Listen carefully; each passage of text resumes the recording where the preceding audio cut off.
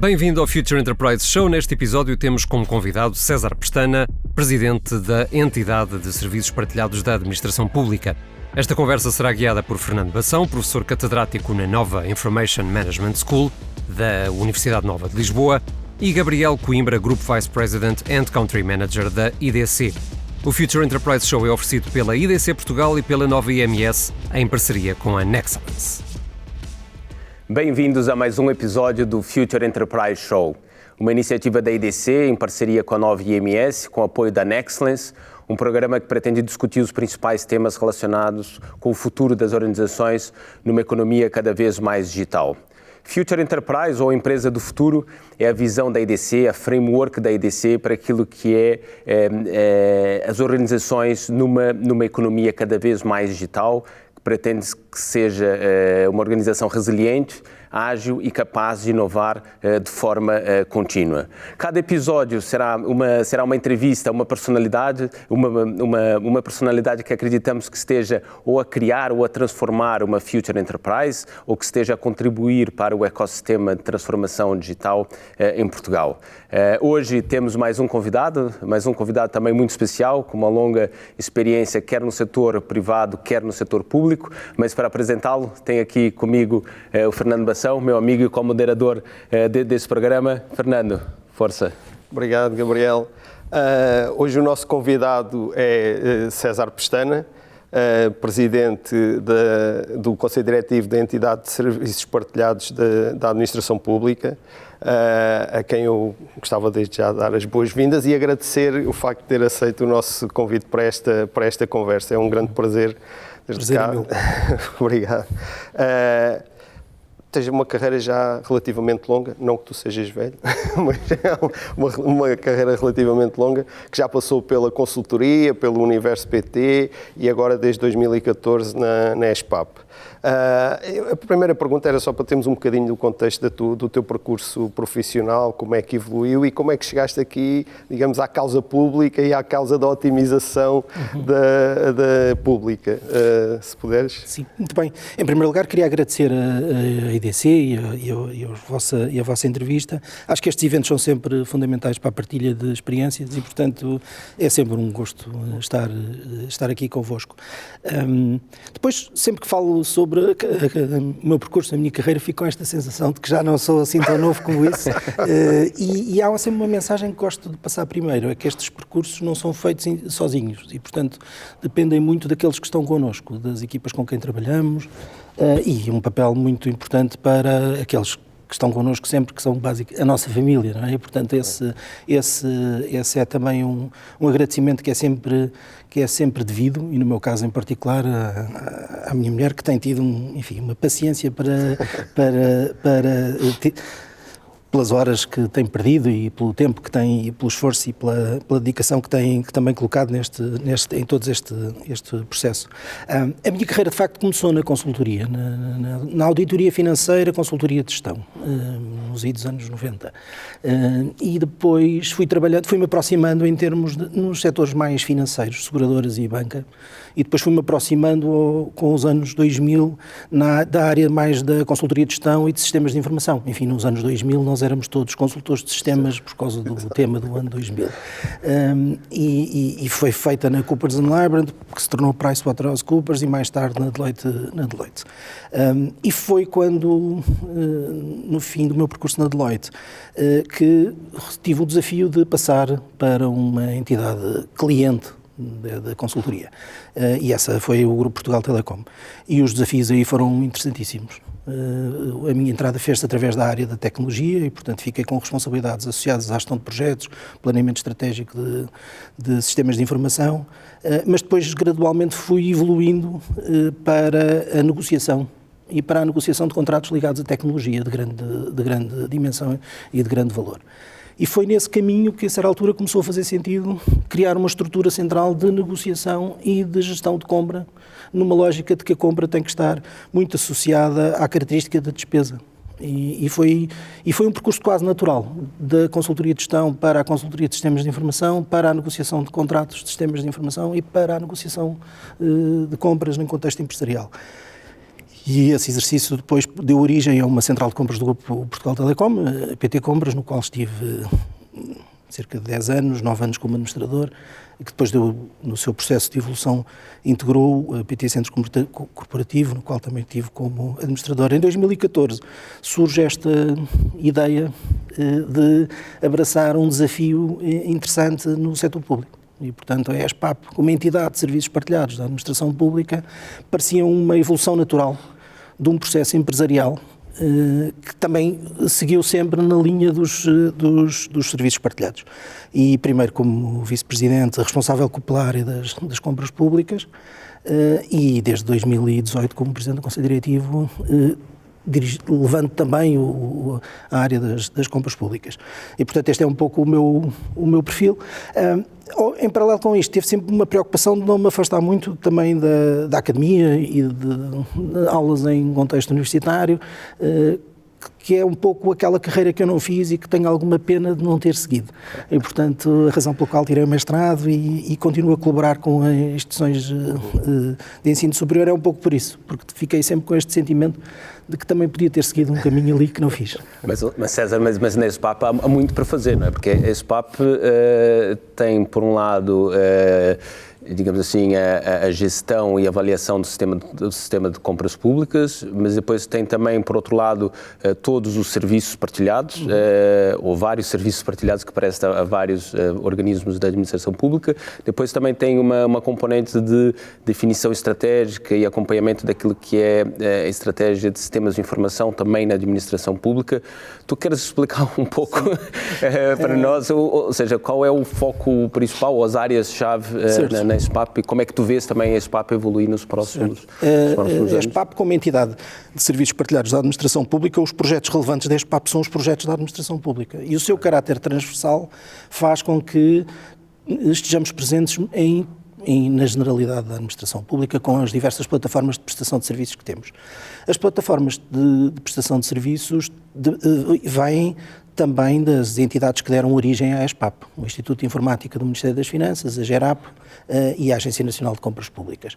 E, portanto, o que nós temos é uma prestação de serviços partilhados na área das compras públicas, e aí a abrangência é muito alargada, são mais de 2.000 entidades públicas que utilizam o sistema e são compradoras utilizando os modelos contratuais estabelecidos pelo sistema, os famosos acordos-quadro. Temos também uma área de prestação de serviços financeiros, que é também muito alargada em termos de prestação de serviços, que passa pelos próprios sistema contabilístico da administração pública, para mais de 500 entidades públicas, os sistemas orçamentais todos, que geram e que trabalham a componente orçamental do Estado, que também são sistemas geridos e disponibilizados pela ESPAP. Agora, ultimamente, a implementação da fatura eletrónica em Portugal, que também tem uma abrangência muito significativa, com mais de 1.100 entidades públicas a utilizarem a plataforma Aliás, comum. Um projeto premiado no Portugal Digital Awards. Um projeto reconhecido pelo Digital Awards, que muito nos agradou. É também uma plataforma de grande utilização. Depois temos os serviços partilhados de recursos humanos, que está numa fase de maturidade menos alargada, ou seja, é a prestação de serviços no caso da plataforma do GERUP para o Ministério das Finanças, para a Presidência do Conselho de Ministros e para o IMT, e portanto está numa fase ainda menos evoluída da sua massificação. E depois temos a plataforma tecnológica, e a plataforma tecnológica faz basicamente tem duas áreas de intervenção. Por um lado, disponibilizar os recursos para todos estes serviços partilhados que são necessários, sem os quais, sem tecnologia, não conseguem funcionar. Por outro lado, tem também serviços de prestação de serviço direto a entidades públicas, como são o caso do trabalho que estamos a fazer no âmbito do Comitê para as Tecnologias de Informação e Comunicação no âmbito da cloud, como a prestação, o desenvolvimento de plataformas que temos na área dos recursos, por exemplo, do recrutamento centralizado ou de gestão de emprego público. Há um conjunto de plataformas que são disponibilizadas para a ESPAP, que são produtos de tecnologia que nós colocamos. Outro exemplo, por exemplo, a plataforma de avaliação de desempenho, que é uma plataforma para fazer o registro de ciclos avaliativos dos funcionários públicos e das pessoas que trabalham na administração pública. Portanto, há um conjunto de plataformas que nós também disponibilizamos. E a pergunta que colocou o Gabriel, que é e o foco? Pois é, que com uma abrangência tão elevada, há aqui um foco que tem que se colocar. Mas esse foco também está claro, ou seja, nós disponibilizamos plataformas standards de gestão central que têm embebidos processos também standardizados. E, portanto, os utilizadores da administração pública que utilizam as nossas plataformas, utilizam plataformas e processos que estão normalizados. E são os executantes desses processos, enfim, com algumas nuances em alguns serviços, mas eles são os executantes desses processos, razão pela qual nós conseguimos disponibilizar as plataformas tecnológicas e não temos dezenas de milhares de pessoas na ESPAP, porque se estivéssemos a operar o sistema, teríamos necessariamente que ter essa dimensão e não é todo o objetivo. Quais são as nossas prioridades estratégicas neste momento? Bem, temos que trabalhar vários eixos. Por um lado, a expansão dos serviços que existem, a evolução de serviços novos e, no contexto atual, há temas muito importantes como a articulação com as entidades, com as restantes entidades públicas e também com os operadores económicos que estão neste ecossistema e, por outro lado, preparar tudo o que vem aí de projetos de implementação do PRR, do Plano de Recuperação e Resiliência, que vão colocar aqui um esforço grande de transformação digital sobre os nossos sistemas e, por consequência, os sistemas da administração pública. Não é? Nós temos estado a viver, há um ano que vivemos uma situação particular e essa situação parece ter induzido alterações na forma como as empresas e a própria administração se relaciona com a tecnologia e, digamos assim, o ritmo desta transição digital. Estás numa posição privilegiada para, digamos, para observar o desenvolvimento destes acontecimentos e a pergunta era, falaste há pouco do PRR, quais parecem ser digamos assim, os desafios e as oportunidades mais relevantes, em particular para a administração, mas não só na administração pública, nos meses antes que temos à nossa frente e até que ponto é que isso será decisivo, digamos assim, para uma nova etapa de desenvolvimento no país? Eu acho que o PRR, naquilo que diz respeito à oportunidade de desenvolvimento de projetos para a administração pública, é um fator muito importante e muito relevante para executar um conjunto de projetos que, em rigor, a administração pública já queria fazer, mas que agora há uma oportunidade de ter associado essa vontade de fazer com os recursos necessários para os desenvolver. Falarei mais em concreto daqueles em que estamos diretamente envolvidos, que são, por exemplo, os sistemas de transformação de sistemas de informação ligados aos sistemas financeiros, e nesses a prioridade é total nesse trabalho. E isto vai ser um trabalho muito interessante de desenvolver, muito motivador e também muito desafiante. Porquê? Porque vamos ter que fazer essa integração ao nível das diversas entidades envolvidas, no caso da área financeira, a Unidade de Missão da Reforma do Orçamento, a Direção-Geral do Orçamento, a Autoridade Tributária, a Direção-Geral do Tesouro. Portanto, há um conjunto de entidades públicas com as quais nós, a ESPAP, que já colaboramos normalmente, mas vamos ter que reforçar a ligação para identificar estes projetos. Por sua vez, os próprios projetos, com a dimensão que vão ter, estamos a falar de um plano a vários anos e, portanto, com a programação que vamos ter que preparar e depois a resposta do mercado. E aqui nestas áreas da tecnologia, sou sincero, preocupa-me a capacidade de resposta que o mercado possa ter e a capacidade também de gestão destes projetos em simultâneo com esta dimensão que está em cima da mesa. Acho que vai ser um desafio técnico muito interessante, mas acho que será uma oportunidade que não podemos perder de maneira nenhuma de modernizar. Não? Mal comparado, é uma espécie de um plano Marshall sim, tecnológico, digamos assim, uma nova a possibilidade de passar para um novo patamar, sim. Não é? E há muita vontade, ou seja, as equipas durante muito tempo tiveram a trabalhar, a tentar muitos dos projetos são conceptualizações já, são discussões antigas que nós estamos a incorporar nesta, obviamente com uma visão nova, com uma identificação e uma construção mais recente, mas são ambições já antigas. E imagino também que haja aqui um desafio, tu referiste a um desafio que é talvez o desafio inicial, que é conseguir ter recursos, ou seja, o nosso mercado ser capaz de utilizar de fato, ou seja, de implementar todo esse orçamento disponível, não é? Implementar os projetos com base em todo esse orçamento disponível.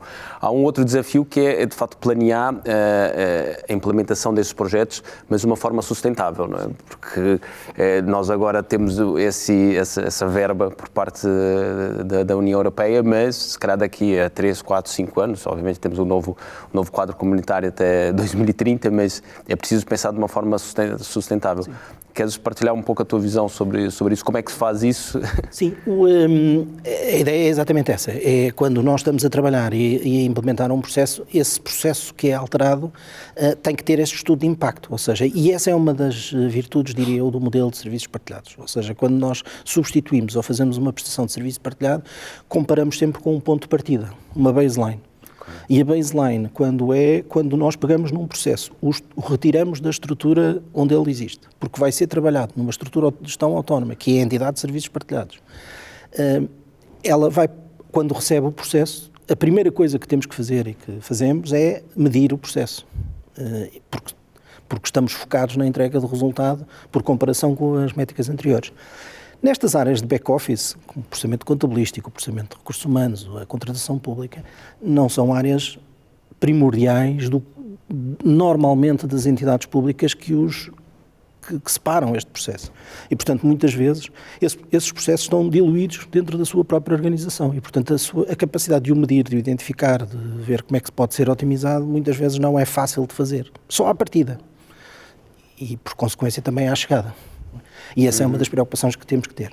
Ou seja, nós estamos a construir aqui um conjunto de novas soluções que não vão terminar quando estiverem construídas. Elas vão ter que ter uma manutenção associada, vão ter que ter um impacto ou na redução do custo daquilo que já existia antes, ou na geração de uma receita, de um benefício sobre o que vem para o futuro.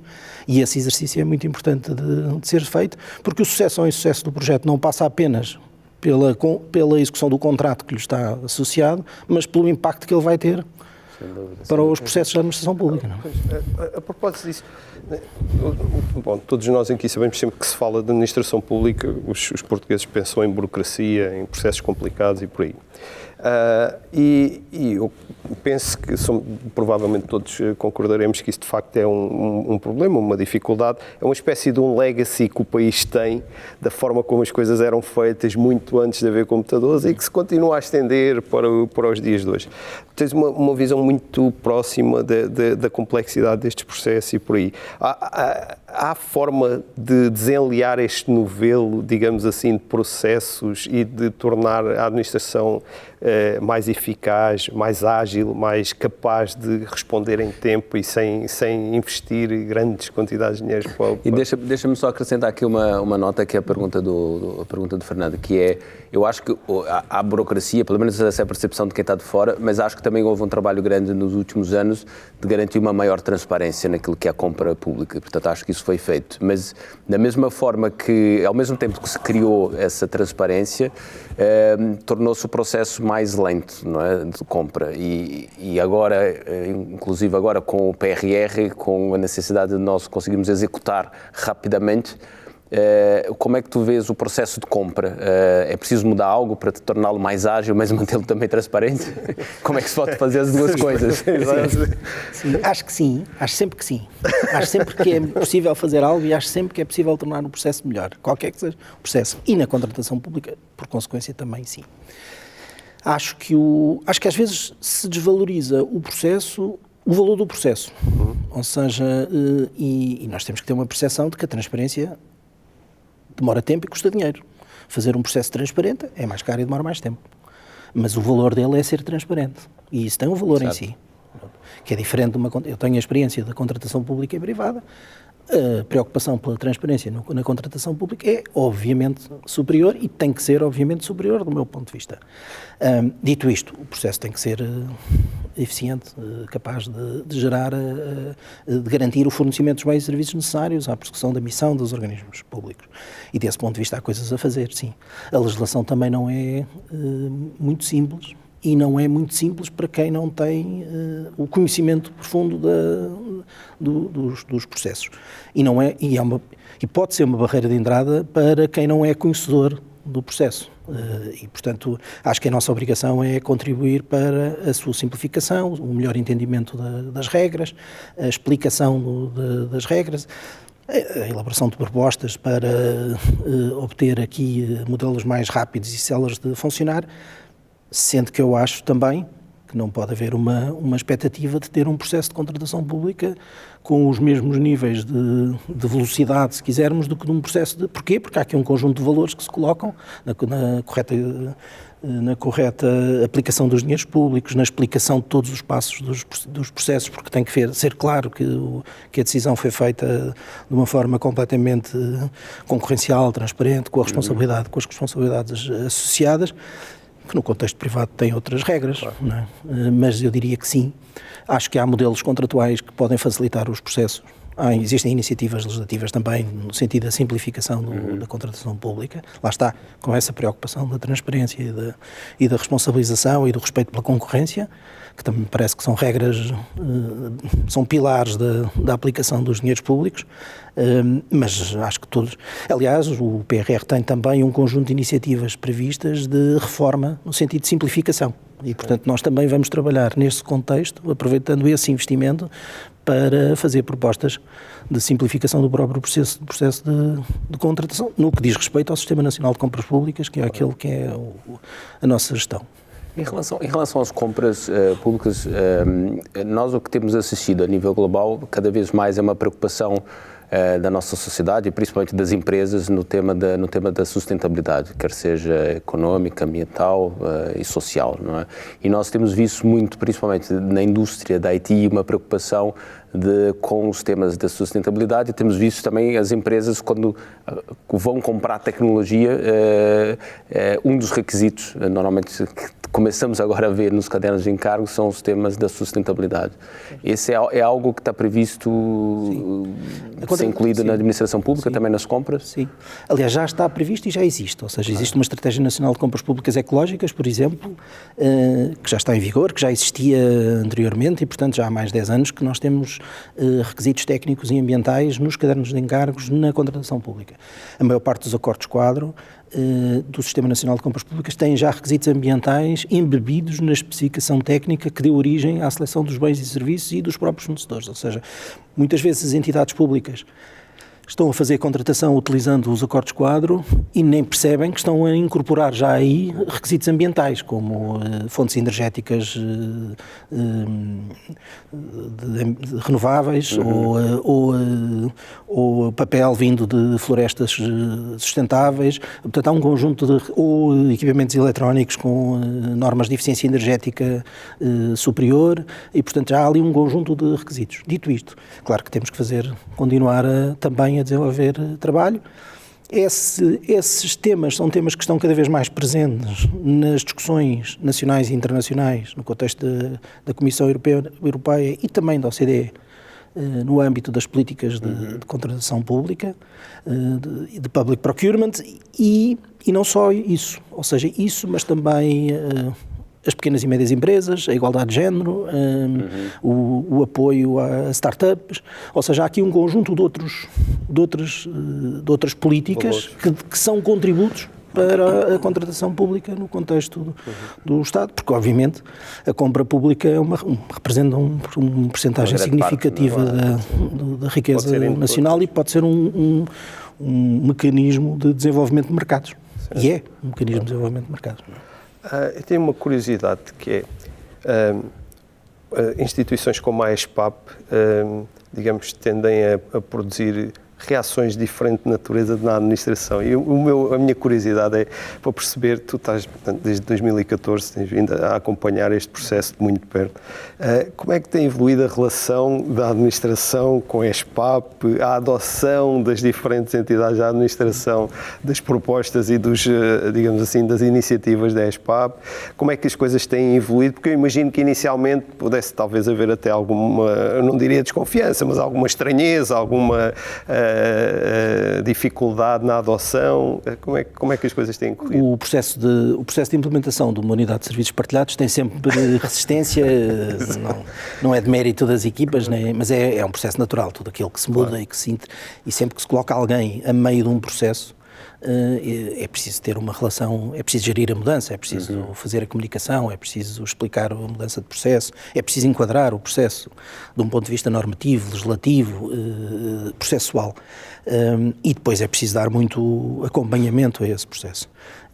Eu acho que isso tem seguido o seu caminho. Nós fazemos questionários anuais às entidades sobre cada uma das plataformas de serviços partilhados que vamos disponibilizando.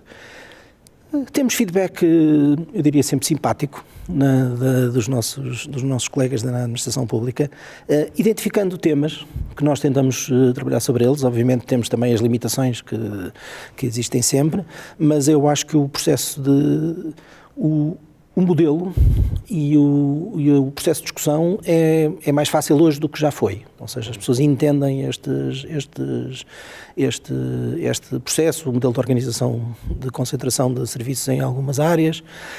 Depois a discussão faz-se se o serviço é um serviço standardizado ou específico, se o serviço é core ou não é core, e, portanto, obviamente que há entidades que têm uma opinião de que os serviços deviam ser configurados de uma maneira e não de outra, mas isso faz parte do processo de discussão. Eu diria que sempre que fazemos uma mudança, há 2 anos atrás fizemos uma alteração significativa no processo de compra de energia na administração pública. Por todos os efeitos, alteramos de forma significativa o processo. E isso gerou, obviamente, uma reação, a necessidade de criar um projeto, de gerir bem, explicar bem os passos do processo, desenvolver sistemas informáticos, alterar a legislação, criar equipas.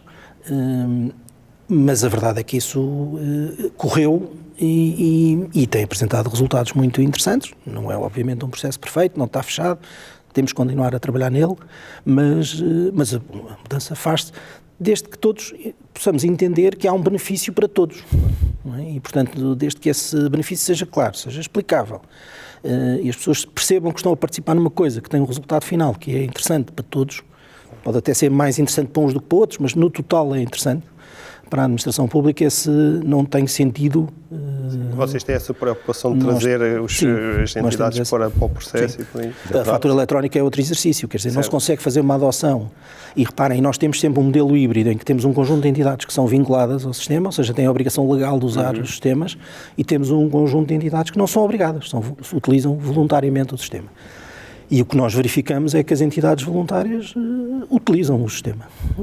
Obviamente fazem a seleção daquilo que é mais adequado para elas utilizarem, mas os utilizam. Nós temos milhares de entidades públicas que, não sendo obrigadas a usar a plataforma de fatura eletrónica, subscreveram a plataforma de fatura eletrónica. Nós temos quase 1 milhar de entidades públicas que, não sendo obrigadas a usar os acordos quadro, querem usar os acordos quadro para fazer a sua contratação. Portanto, eu diria que sim. Ou seja, para além do processo, a comunicação do valor, não é? A comunicação do valor e o entendimento de que esse valor existe é muito importante e tem que ser cada vez mais explicado. E depois as entidades também querem ter a capacidade de contribuir para a evolução. E essa é uma das razões porque nós estamos muito a fazer consultas públicas e a colocar no site aquilo que vamos fazer, para receber os contributos das entidades públicas para incorporar no processo. Co-criação, co-criarem com... Isso. E o trabalho em colaboração, no fundo, o trabalho colaborativo que temos que estabelecer com as entidades para isso. E obviamente, e desse ponto de vista, em primeira linha com a administração pública, mas também com a sociedade, com os operadores económicos, com as empresas, com os cidadãos que queiram contribuir para isso. César, falasse agora sobre aquilo que tem sido, digamos assim, o desafio e as oportunidades que existem para toda essa gestão da mudança e para tornar a administração pública mais eficiente, mais transparente e, de facto, prestar melhores serviços públicos a nós todos, a todos os utentes. Há aqui uma outra gestão que imagino que esteja também na agenda, que é gerir, no fundo, uma mudança de paradigma que nós temos assistido em termos de sistemas de informação. Ou seja, há 10 anos que andamos a falar da cloud, não é? Ou seja, os sistemas hoje centralizados, no modelo não tanto da aquisição de equipamento ou de licenças, mas sobretudo através da subscrição de serviços. Isso muda completamente o paradigma também da compra, não é? Da compra de tecnologia. O que a SPAP está a fazer como prestador de serviço e depois como também uma entidade que está a definir, no fundo, aquilo que são também as práticas e as frameworks para compra. Hoje já se pode comprar cloud, né? De uma forma transversal na administração pública. Sim, hoje já se pode, como se podia ontem. O que nós estamos a colaborar no âmbito do Comitê para as Tecnologias de Informação e Comunicação da Administração Pública, o CETIC, liderado pela AMA em termos de coordenação, neste componente específico da cloud, estabelecer um conjunto de regras, um framework de adoção que facilite o próprio processo de adoção das entidades públicas nesta matéria. Isto tem impactos a vários níveis, porque de facto é diferente adquirir um equipamento ou adquirir um serviço de disponibilização de infraestrutura. É diferente. E isto tem impactos na própria forma como a despesa é autorizada no contexto da administração pública, o enquadramento legal que ela deve ter, a forma como a despesa é gerida também no contexto da administração pública e como é que isto pode ser efetuado. E para já não falar dos temas técnicos, da segurança, da tecnologia, da segurança da informação, que também são relevantes colocar, do acesso à informação, da disponibilização e localização dos próprios dados. E isso é um exercício que está a ser feito, que já está a ser feito, e portanto há um grupo de trabalho onde nós, a SPAP, também estamos a colaborar, mas não somos obviamente a única entidade nesse processo, é um processo de várias entidades públicas, onde estão a ser definidas estas regras. O processo de adoção já está a correr, porque já, enfim, os últimos estudos dizem que já 1/3 das entidades públicas já são utilizadoras de infraestruturas em cloud. Nós já disponibilizamos um conjunto de serviços da SPAP a outras entidades públicas de infraestrutura, de housing, enfim, os primeiros níveis de disponibilização de soluções em cloud para dentro da administração pública. Já temos mais de 2 dezenas de entidades públicas a quem disponibilizamos este tipo de serviços, mas queremos fazer mais. Queremos libertar um conjunto de orientações técnicas e de orientações de contratação e no fim, disponibilizar um acordo quadro para a aquisição de produtos em cloud, bens e serviços em cloud, que permita às entidades públicas acelerarem o processo. O objetivo é, obviamente, disponibilizar soluções que permitam que as entidades públicas alavanquem rapidamente as suas necessidades nesta matéria. Portanto, eu diria que este ano é um ano de construção. Eu penso que nós vamos começar a ter instrumentos interessantes para disponibilizar a partir do ano que vem. Portanto, vamos ter novidades nessa matéria. Nós há pouco já falámos, portanto, desta questão da pandemia e das alterações que induziu ou está a induzir e virá a induzir.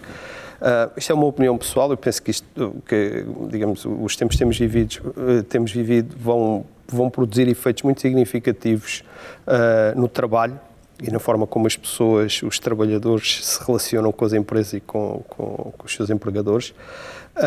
Em Portugal existe um déficit de perfis tecnológicos, de engenharia, de pessoal da área da computação. Tem havido ao longo do tempo, mas este déficit eu penso que é particularmente premente e óbvio na administração pública, sempre teve dificuldade em, digamos, captar recursos nestas áreas. A SPAP, eu penso que é um pouco ou teve a arte e o engenho de conseguir construir uma equipa muito forte, mas olhando para o futuro e para as necessidades, nomeadamente até digamos assim, no âmbito destes planos que agora vêm e dos investimentos que vão ser feitos, como é que a SPAP prevê fazer face a esta dificuldade? Sendo, por exemplo, eu acredito perfeitamente que haverá centenas, milhares de profissionais portugueses que vão passar a trabalhar para empresas europeias, porque o trabalho remoto hoje é uma coisa completamente aceitável, ao contrário daquilo que acontecia há um ano. E, portanto, isso vai criar uma pressão adicional sobre estes recursos. Como é que a SPAP vai fazer face a estes desafios que me parecem difíceis e importantes para os próximos anos? Esse é, de facto, uma preocupação que temos, ou seja, quer por aquilo que estamos a preparar de projetos nesta área, quer pelo pelo facto de não ser só Portugal, e portanto é um contexto europeu, é um contexto mundial em que isto está a acontecer. Que os recursos portugueses de facto têm uma qualidade global muito interessante e portanto a concorrência não é uma concorrência de geografia só, é mesmo global, é mesmo um fator de preocupação. O que é que nós temos, obviamente, as nossas pessoas são sempre as melhores e, portanto, essa matéria não há questão, mas nós temos uma preocupação nessa área e temos uma rotação sempre elevada, porque temos pessoas com um perfil que são tecnológicos e são de negócio e, portanto, não são só tecnológicos, estão na discussão dos processos que são alterados quando se fazem plataformas standardizadas para disponibilizar. E, portanto, eles têm um conjunto de competências que são apetecíveis e, portanto, temos uma rotação elevada por essa via. E temos que repor essas entradas, essas saídas e, portanto, estamos sempre à procura de pessoas dentro do contexto da administração pública e fora, quando é possível. Existem um conjunto de instrumentos importantes que estão a ser feitos no âmbito da inovação, no âmbito das competências digitais dentro do nosso país, no âmbito da relação com a própria academia, na formação de quadros, que são irrelevantes, mas não escondo que essa, de facto, é um problema que eu não sei como é que vamos resolver. Mais colaboração com as universidades? Eu acho que é preciso mais... Vamos precisar de mais matéria-prima, de mais capacidade, ou seja, de mais qualidade e mais quantidade de desenvolvimento e de competências tecnológicas nesta área. E, portanto, acho muito bem, e nós temos colaborado muito, sempre que podemos, nestas iniciativas de qualificação de pessoas nestas áreas digitais, porque não temos dúvidas que isso vai ser um tema importante nestes próximos anos. Até porque há uma oportunidade aqui, que é limitada, mas pode ter aqui uma margem para a solução do problema, que é o nosso desemprego jovem é muito elevado em Portugal. O nosso desafio deve ser reconverter todos aqueles que não conseguem participar no processo produtivo, sendo que noutras áreas nós temos um enorme déficit de competência e, portanto, se tivermos essa capacidade, será uma vitória. Eu acho que sim, aos diversos níveis da formação e da qualificação, ou seja, não tem que ser apenas um ensino superior, pode ser um ensino superior, um ensino médio. Há um conjunto de projetos e de processos que podem levar a essa reconversão, porque de facto é necessária a capacidade operativa neste setor e, portanto... Sim, é preciso, se calhar, uma colaboração maior entre quer entidades privadas, empresas e também organismos públicos com as universidades e com outros centros de formação para conseguir requalificar, fazer a formação base, que acho que essa está a ser feita e não se vai aumentar de forma exponencial, mas também requalificar as pessoas que hoje não têm essas Acho que temos uma coisa boa, acho que estamos todos conscientes desse problema. Acho que já existem um conjunto de iniciativas, sejam através das organizações públicas, sejam através das organizações privadas ou associações, que já estão a tentar responder a este problema em diversas componentes. A academia está muito atenta também a estes temas e, portanto, esta gestão em conjunto, esta gestão em colaboração, em rede, para mim, é uma parte essencial da resolução do problema. Certo. César, estamos aqui quase no final do nosso tempo, mas acho que temos aqui tempo para mais duas questões. Se calhar começava aqui com uma, e até porque estávamos a falar de talentos, de facto há aqui enormes oportunidades, mas há também enormes desafios. Que conselhos é que darias em termos profissionais, em termos de carreira profissional, aos teus filhos, se estivessem a entrar agora na universidade, ou se estivessem a sair e a entrar no mercado de trabalho? Que curso é que sugerias e que conselhos darias para que, de facto, as pessoas que estão a entrar no mercado de trabalho consigam desenvolver a sua carreira e terem sucesso? O meu filho está mesmo a preparar-se para entrar agora na universidade, portanto, o conselho que lhe dou e que lhe dei é que ele deve escolher aquilo no qual ele se realiza a fazer a sua escolha, dentro daquilo que ele acha que é aquilo que gosta de fazer, porque para mim o fundamental nesta escolha é a capacidade que ele vai ter para aprender e, portanto, o facto de ele escolher uma base de qualificação de ensino superior não o vai prender para a vida, claro. Vai-lhe dar a plataforma de arranque daquilo que ele quer fazer e, portanto, Foi o conselho que lhe dei. Ele, por acaso, escolheu a mesma coisa que eu tinha escolhido, mas não foi por isso, porque este é genuinamente aquilo que eu penso, até porque nós hoje vivemos num contexto universitário muito menos rígido em termos de evolução das escolhas. Sim. E eu acho isso muito positivo. Acho que nós vivíamos num formato muito tradicional, onde uma pessoa que tirou uma determinada formação de base depois não pode fazer outra coisa senão a formação de base. Acho que não faz sentido no contexto. Quase um cadastro, não é uma formação. Sim, ou seja, estamos agrafados àquele problema. Acho que não faz sentido ser isso.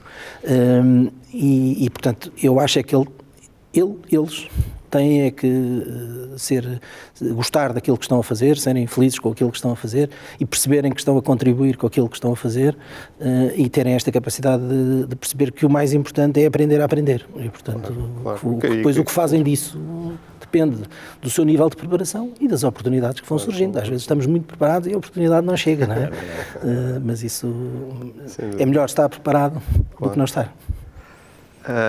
Nós também fazemos sempre esta última pergunta, e esta tem que ver com os conselhos sobre livros e leituras que pareçam interessantes. Ou seja, eu e o Gabriel andamos aqui a tentar melhorar as nossas leituras, e então perguntamos a todos os convidados se nos sugiram 2 livros ou mais que pareçam particularmente interessantes ou tenham marcado de uma forma ou de outra. Eu gosto muito de ler, infelizmente não tenho tido tanto tempo para ler, apesar do teletrabalho, ou se calhar por causa do teletrabalho. acho que é por isso. Se calhar por causa do teletrabalho, mas gosto muito de ler. Mas há 2 livros agora, mais recentemente, um deles um best-seller mundial muito conhecido, que é do Yuval Harari, o Sapiens, não é? Sim. E, portanto, esse livro fez pensar diferente, porque é uma reflexão sobre a história da humanidade à luz das próprias características da evolução da espécie e do Sapiens, não é? Portanto, explica os fenómenos da história à luz do nosso comportamento social e até biológico, portanto, porque no fim do dia nós somos biologia, não é? Tomar conta de um planeta, e se calhar é por isso que o planeta está como está, porque nós somos uma espécie com enorme sucesso a tomar conta desse planeta, e a história reflete isso. E eu achei esse livro muito interessante. E depois isso também nos permitiu perspectivar um pouco sobre o que é que pode ser o a seguir. Aliás, os livros seguintes dele mostram isso, embora eu ache mais interessante mesmo o Sapiens é o disruptivo, digamos assim, que faz, é o contributo maior que ele trouxe, acho eu, enfim.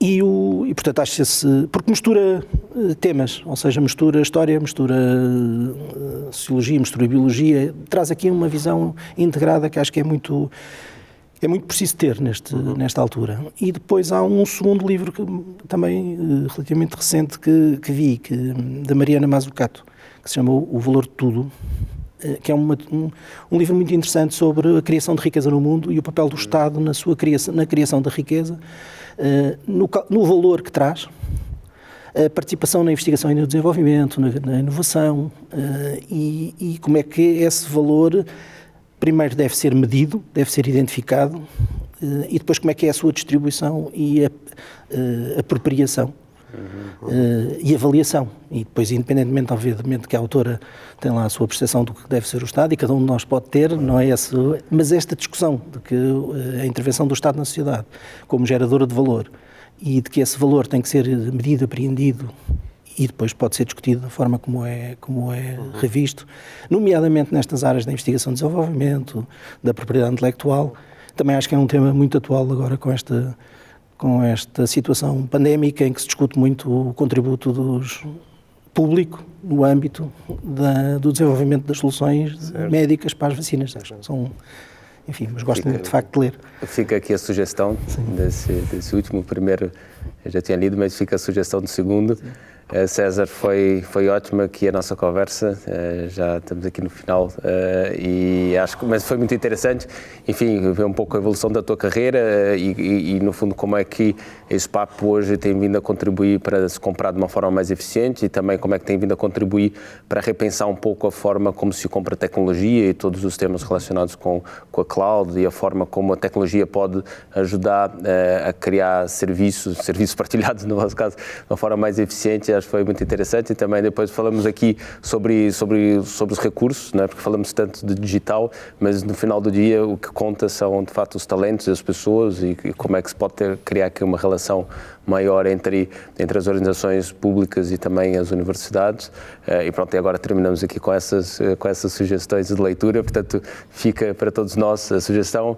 Fernando, não sei se queres César, foi um prazer enorme, como sempre, mas hoje em particular aprendi muito, foi muito agradável perceber o papel da ESPAP e todos estes, digamos, desafios que estão aí pela frente, e resta-me agradecer outra vez ter estado hoje aqui connosco e desejar muito boa sorte para os próximos tempos, que certamente serão desafiantes na perspectiva da ESPAP.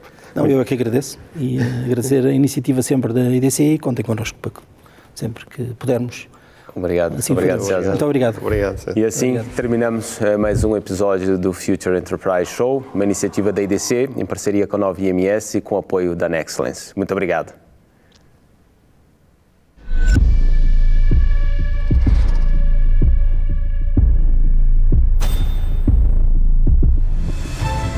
Nexcellence by Glint, uma parceria para criar o futuro digital, com respostas baseadas em experiência, com dimensão e ambição, com uma visão global e talento nas competências mais inovadoras. Nexcellence, powered by Glint. Knowledge to empower.